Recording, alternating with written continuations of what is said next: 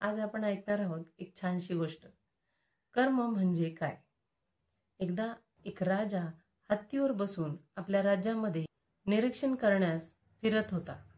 फिरता फिरता तो गावातील एका दुकानासमोर थांबला.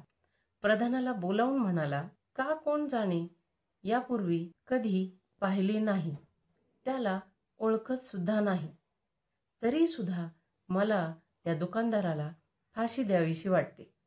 प्रधान बुचकळ्यात पडला. तो काही राजाला बोलण्याच्या आत राजा तिथून पुढे निघून गेला. प्रधान आता विचारात पडला. त्यानं ते दुकान पाहून ठेवले व तो राजाच्या मागे निघाला. दुसऱ्या दिवशी प्रधान गावातल्या त्या दुकानापाशी साध्या वेशात पोहोचला.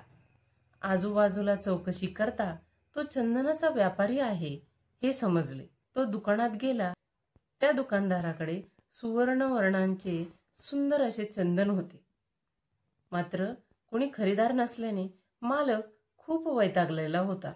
खूप चौकशी करता हे कळाले की लोक येतात, दुकानात चंदनाचा वास घेतात आणि चंदन विकत घेतच नाही. साधा दरही न विचारता निघून जातात. रिकाम्या बसलेल्या दुकानदाराला बऱ्याच वेळा वाटे की किमान राजा तरी मरा, तो मेला तर या असं म्हणतात. दुसरा कोणी चंदनाचा व्यापारी नसल्याने राजाच्या अंत्यसंस्काराला तरी माझ्या दुकानातील चंदन विकत घेऊन जातील. प्रधानाला मग या अनोळखी व्यापाऱ्याला फाशी द्यावीशी वाटली.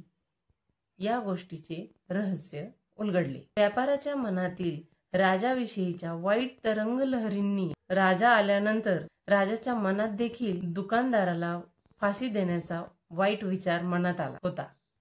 प्रधानाने त्या व्यापाऱ्याकडे थोडे चंदन खरेदी केले. दुकानदाराला बऱ्याच दिवसांनी गिराईक मिळाल्यामुळे आनंद झाला. प्रधान तिथून निघून गेला आणि थेट राजदरबारात राजासमोर येऊन उभा राहिला. त्याने विकत घेतलेले ते चंदन राजासमोर ठेवले. राजाने तो कागद उघडून चंदन पाहिले व त्या चंदनाच्या सुवर्ण वर्णाने व सुगंधी वासाने तो मोहित झाला. त्याने प्रधानाला विचारले, हे चंदन कुठून आणलेस? प्रधानाने त्या व्यापाऱ्याचे नाव सांगितले. राजा म्हणाला, अरे, काल मला उगाचच त्याला फाशी द्यावीशी वाटली. राजाने काही मुद्रा त्या व्यापाऱ्याला देण्याचा आदेश दिला.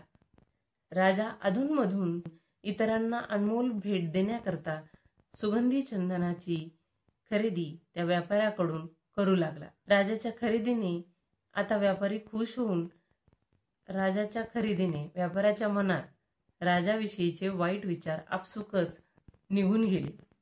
चांगल्या दर्जाचा चंदन व्यापारी म्हणून राजाचा तो एक चांगला मित्र बनला.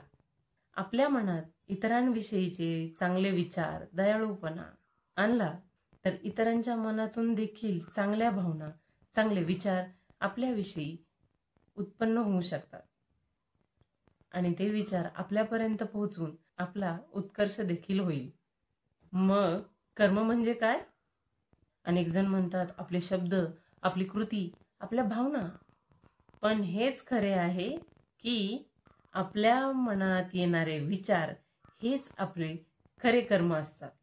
तुम्हाला गोष्ट कशी वाटली हे कमेंटमध्ये नक्की कळवा आणि पियुषाज मोटिवेशनल ज्ञान या चॅनलला सबस्क्राईब करायला विसरू नका. धन्यवाद.